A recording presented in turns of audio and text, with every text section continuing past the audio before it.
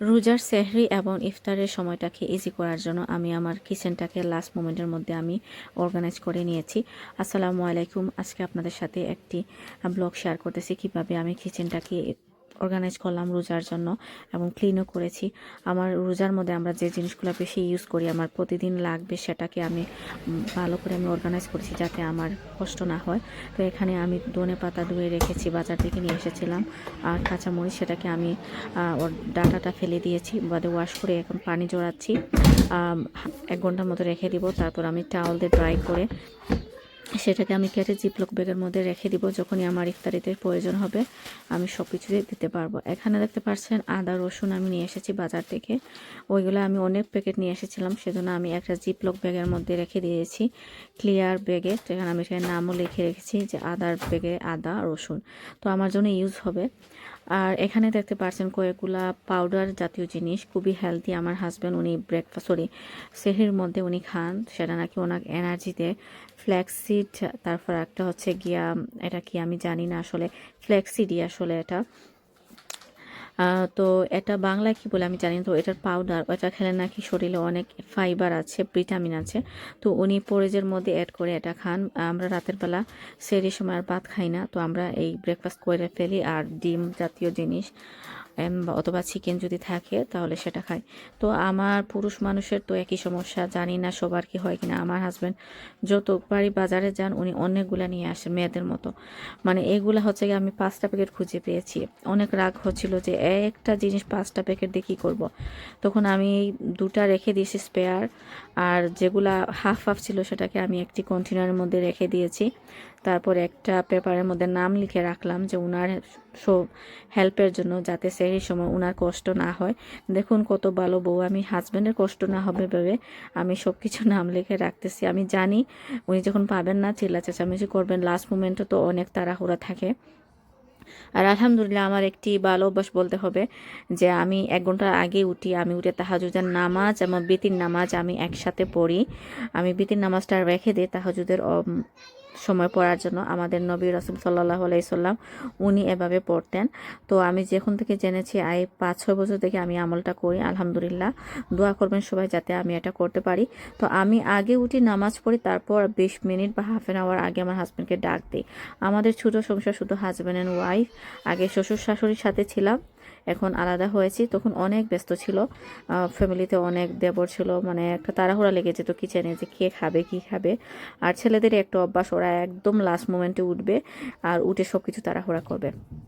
তো আপনারা আমাকে কমেন্ট করে জানাবেন আপনাদের ফ্যামিলিতে ছেলেরা কিভাবে কি করে। তো এর দুটোটাকে আমি ইয়া করলাম, কি বলে, লেবেল লাগিয়ে রাখলাম, নাম লিখে রাখলাম। আরেকটি পাউডার হচ্ছে গিয়ে, আমার হাজব্যান্ডের টয়লেট হয় না 3-4 দিন পর হয়, তো সেটার জন্য উনি একটা পাউডার নিয়ে এসেছেন। সেটাকে আবার কিছুটা আমাদের ইসবগুলের বুশির মতো, বাট একটু স্টিকি, এটা পাউডারি জাতীয়। তো ওটা উনি খান, তো এটা ওনার ইম্পর্টেন্ট, উনি এভরিডে খাবেন ইফতারে এবং সেহরিতে। সেটা আমি ক্লিয়ার একটা জারের মধ্যে রেখে লেবেল লাগিয়ে দিয়েছি এবং সামনে নিয়ে রেখেছি একটা জায়গা যাতে ওনার ইজি হয়। কারণ আমি চাচ্ছিলাম না রামাদানের মধ্যে আমাদের ঝগড়া হোক। এগুলা জিনিস নিয়ে আসো, ছোটোখাটো জিনিস থেকে ঝগড়া শুরু হয়। আর এইখানে এটা হচ্ছে গিয়ে চিয়া সিড, এটা বাংলাদেশেও আছে। এটা মোস্ট ইম্পর্টেন্ট জিনিস, এটা আমি খাই, আমার হাজব্যান্ডও খান। এটা খেলে আসলে তৃষ্ণাটা খুব কম লাগে। আপনারা যারা বাংলাদেশে আছেন বিশেষ করে আপনারা এটা ট্রাই করবেন, যারা বয়স্ক আছেন সবাই ট্রাই করবেন। এটা দই দিয়ে আপনারা ভিজিয়ে রেখে দিবেন আগে, মানে ইফতারের সময় রেখে দিবেন, সেহরির সময় খাবেন।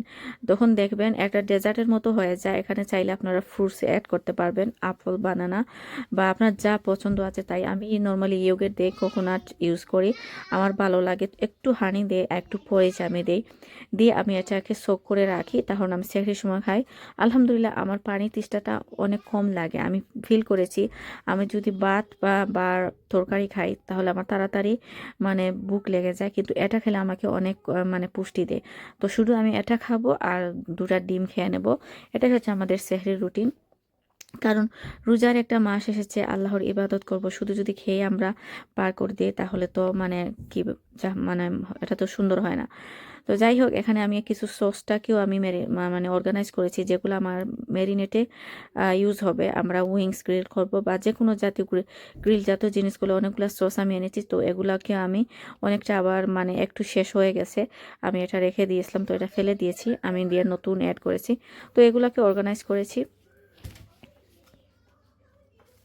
আর এখন আমি পেঁয়াজ ছুলিয়ে রাখবো। পেঁয়াজের একটা অংশ মাথা কেটে নেবেন আর একটা পেছনের অংশ রেখে দিবেন। এভাবে আসলে পেঁয়াজ রেখে দিলে 2 থেকে 3 সপ্তাহের মতো ভালো থাকে। তো আমার ইফতারিতে রান্না অনেকটা ইজি হয়ে যাবে। পেঁয়াজ ছিলানোর একটা কষ্ট আমার কমে গিয়েছে। আমি 15 থেকে 20টা পেঁয়াজ আমি এখানে ছিলিয়ে রাখতেছি। আশা করি আপনাদের এটা উপকারে আসবে। খুবই ইম্পর্টেন্ট একটা টিপস, আপনারা ফলো করবেন, দেখবেন অনেকটা সময় বেঁচে যায় যাদের গৃহিণী আছে। আর বাংলাদেশে যাদের কাজের বুয়া আছে তাদের তো আর লাগবে না, আমাদের এখানে তো কাজের বুয়া নেই, সেজন্য আমাদের সব কিছু প্ল্যান করতে হয়। তো সব কিছু আমি কিন্তু আগে প্ল্যান করি, প্রি প্ল্যান করলে দেখবেন আপনাদের লাইফটা অনেক ইজি হয়ে যায়। তো এটাকে আমি এভাবে ছিলিয়ে আমি সবগুলাকে রেখে দিব। আমার চানা বা পোলাও যখন রান্না করবো বা খিচুড়ি রান্না করব, আমি শুধু কেটেই মানে অনেকটা সময় বেঁচে যাবে। এই পদ্ধতিটা আমি রোজা ছাড়াও করি। আমি যখন পেঁয়াজ আনি আমি একসাথে ভাবে ছিলিয়ে রাখি। আমার একটা টার্গেট আছে যে আমার এ সপ্তাহে বা 2 সপ্তাহের জন্য আমি আবার করি। তো এখানে আবার কিচেনে আমি অনেকগুলা ক্লিনিং করেছি, সেটাও মানে ভিডিও দিলাম না, কারণ অনেক লম্বা হয়ে যাবে। জানি না কেউ এত লম্বা ভিডিও দেখেন কিনা। তো এটা আমি এভাবে রেখে দিচ্ছি আমার মানে বাস্কেটের মধ্যে। তারপর আমি মাইক্রোওয়েভ ক্লিন করব।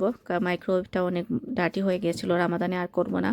তো আমরা মাইক্রোওয়েভটা ক্লিন করলাম, কিচেনের ক্যাবিনেটগুলোও আমি ক্লিন করেছি, ওয়াশিং সব কিছু আমি ক্লিন করেছি। সেটা ক্লিপটা আর দিলাম না, কারণ রোজা হচ্ছে পবিত্রতার মাস। তো আমি একটু ঘরটাকে একটু ক্লিন করে নিলাম। বেসিক্যালি আমার কিচেনটাকে আমি অনেক ক্লিন করেছি। এই ব্লগটা আমার ইচ্ছে ছিল আমি 2 দিন আগে করার, কিন্তু আমি পারিনি। আমার ড্রাইভিং লেসন ছিল, আমি একটা জায়গায় ভলেন্টিয়ার কাজ করি, সেটার আমি লাস্টে ছিল। সব কিছু মিলিয়ে আসলে অনেক বিজি ছিলাম। আগের দিন বাজার থেকে সব কিছু নিয়ে এসেছি, তারপরে এগুলা করতে আমার অনেকটা সময় চলে গেছে। তারপর আলহামদুলিল্লাহ করতে পেরেছি, সেটাই আমার জন্য সবচেয়ে বড়।